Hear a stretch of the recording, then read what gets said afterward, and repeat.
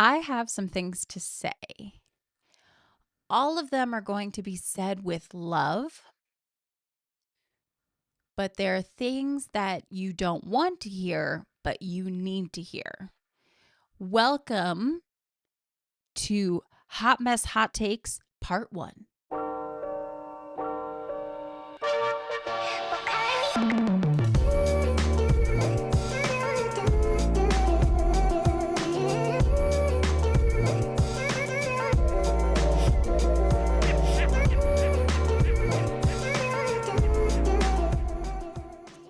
Hello, my beautiful entrepreneurs. My name is Tabitha Bear, and this is A Hot Mess Builds an Empire.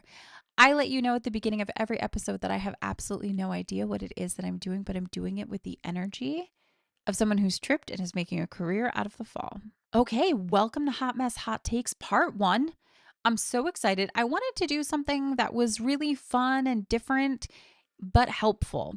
So, we're going to be going through a few hot takes / myths about entrepreneurship today. I'm not going to be talking about just one specific topic. And these are things that you need to hear, especially when you are starting your entrepreneurial journey. I feel like sometimes we go into everything with rose colored glasses, or a lot of things with rose colored glasses, that when somebody doesn't give you the truths up front, you kind of get a little blindsided and you're just kind of like, whoa, what just happened here? So, this is going to become a playlist. This is going to become something that you can just sit there and go through the videos in one shot to just be like, okay, give me all the truths, Tabby. What have you got for me? What have you got for me? So I want this to be said with love, and this is going to be helpful because these things were not said to me until I was like years into my journey of being an entrepreneur. Years into my journey. Part of it was because so many people were gatekeeping. So many people were telling me to niche down and not worry about anything else, that nobody told me about my demographic. Nobody told me about creating an avatar until like years later. So, your niche is not for everyone.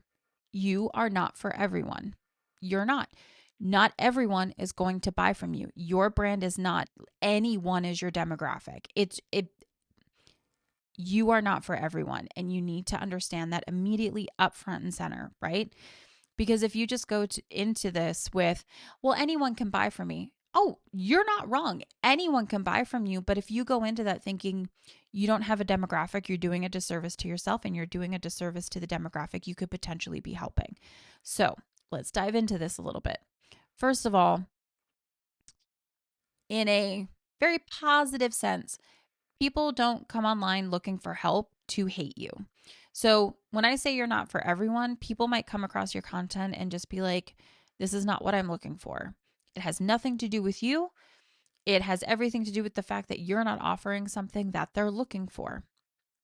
People come online to solve a specific pain point or to find inspiration to problem solve, right? So, something that was told to me years into my entrepreneurial journey that I thought was really corny, but now I'm like, yeah, that was really helpful, is to create an avatar of the ideal person that you are selling to. Okay.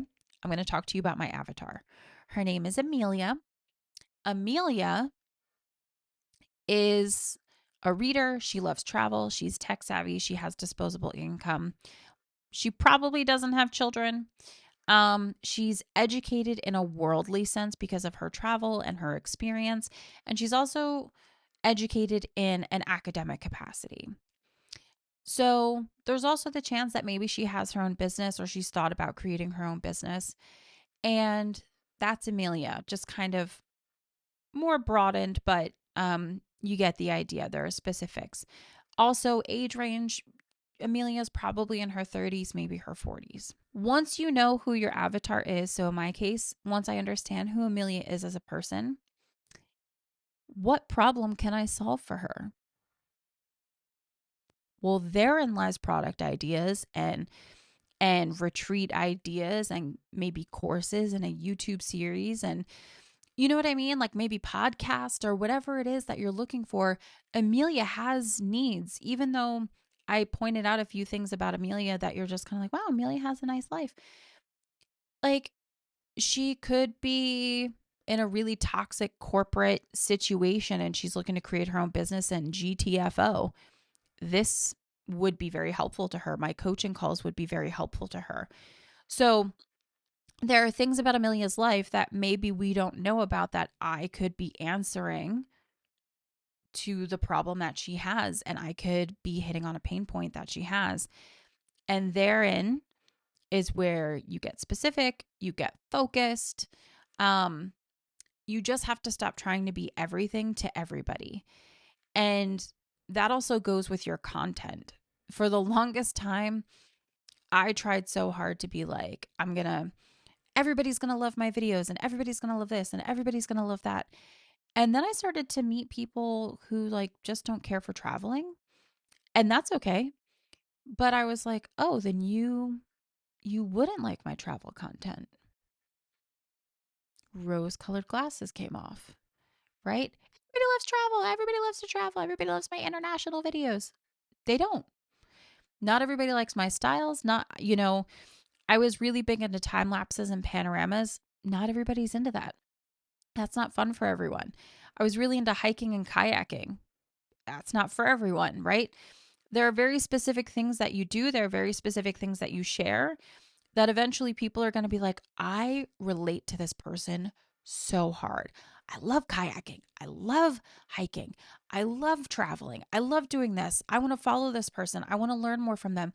Oh, she just brought up this offer. Yes, this answers my pain point, right? So the more you share, the more specific you get, and the more authentic you are with the more that you share, that's how you're going to find your audience, your demographic is going to come to you. It's going to come into place. But if you create an avatar, you know how it is that you can authentically show up and navigate your content and your representation of your business and navigate what it is that you want to sell. All right. Next one. This one may actually not be a favorite, but I want to talk about vision boards. Vision boards. Listen, listen. A vision board is not a business plan. It's not. Every January, usually like the last week of December and going into January, my feed fills with vision boards. Look at my vision board for the next year. Now, that's not a business plan. It's not a business plan. If you create like a collage of things that are happening this year to just like help manifest them and put good vibes and positive energy into the universe for your life ahead of you the next year, I think that's fantastic. Family moments, travel, moving up the ladder at work, or getting a new job, or getting a job, or starting your business, or whatever it is that looks like. I think that's amazing. Put it on a vision board. Put that shit where you are going to see it every single day and go, I am going to make this happen for myself. I'm a dreamer too. I have a timeshare in dreamland. I truly get that. But I also believe in the power of execution. So, you can put a vision board together. It doesn't mean it's a business plan. It doesn't mean things are going to happen because you're manifesting them, right? You need to have things in place that you are acting upon. So, get spreadsheets, get columns, get rows, get an Airtable, get a Notion, whatever it is that you need to do to organize yourself, that you go, I want to start a business. I need a business name. Maybe you want to dive into getting an LLC right away. That's totally cool. Maybe you want to do this. Maybe you want to do that. Make a plan, use a spreadsheet, write it down, make actionable steps, write down your goals, and then do SMART goals, right? And do SMART goals for each one of your goals that you have coming up, and just make it specific, measurable action items, timeline, all that stuff with your SMART goals, right? Put a plan together. Please do not just put a vision board together and go, wee! Nope, not a business plan. Just, I know I might get some hate for the vision board people out there. I'm not a vision board person.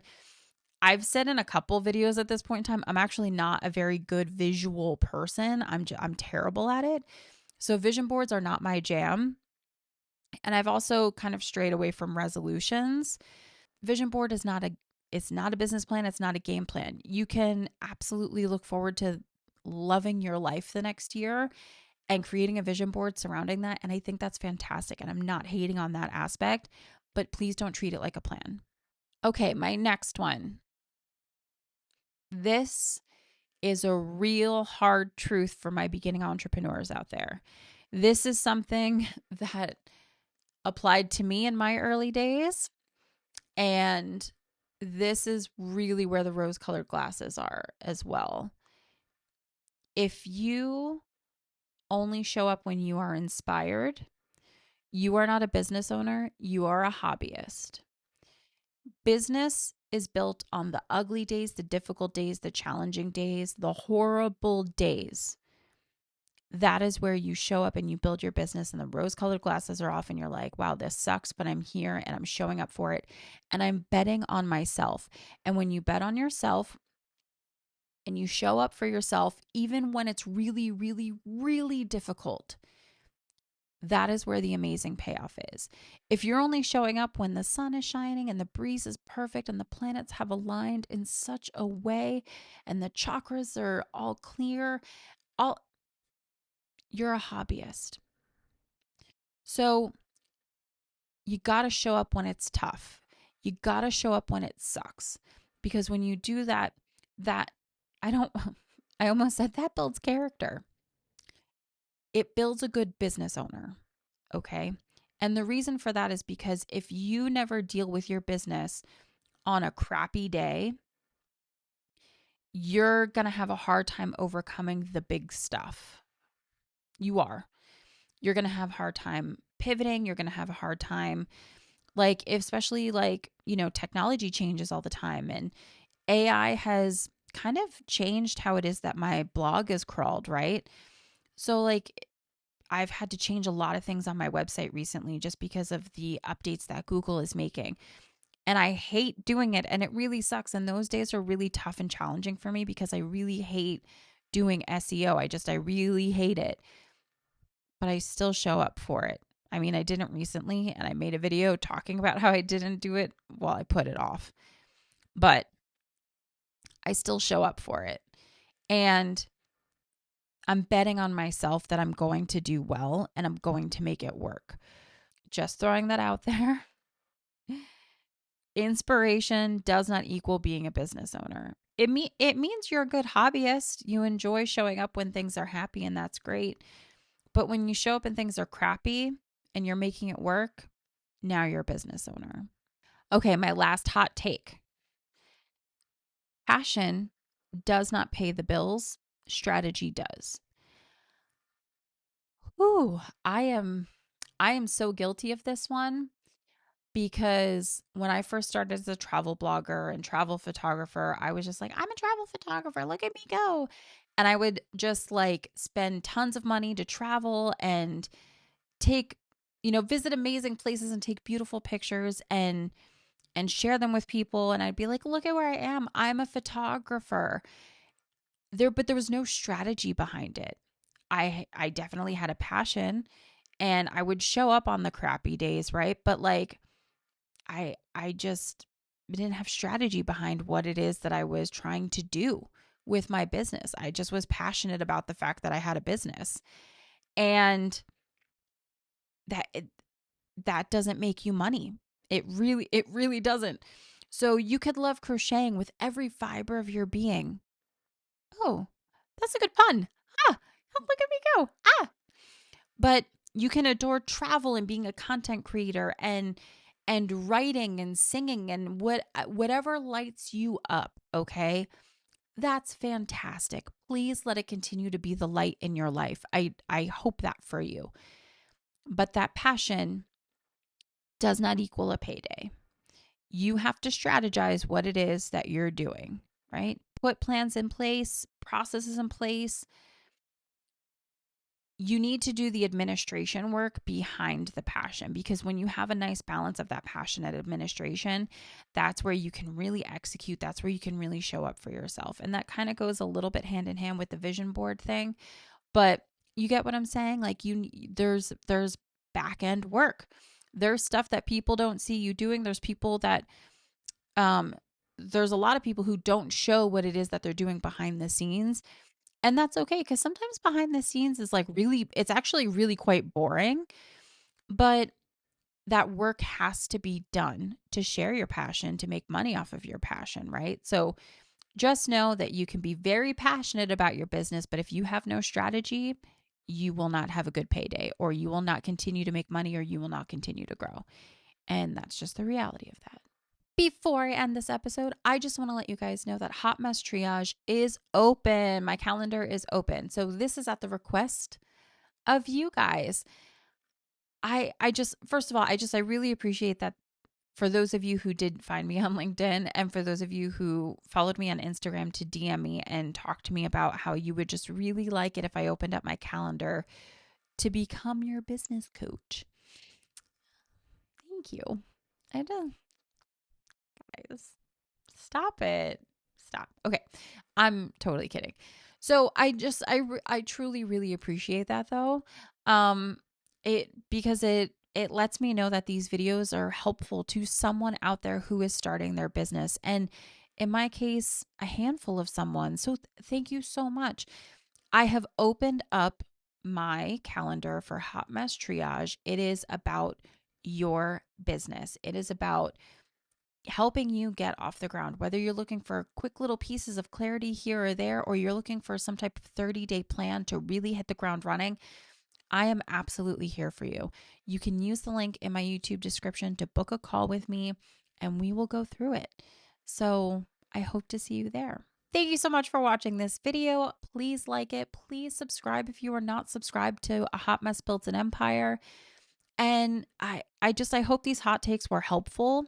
Like I said, I wanted to have a fun video that didn't like stick to just one topic. I wanted to kind of have a little fun and dive into a few things. So thank you so much for watching, and I will see you guys here tomorrow.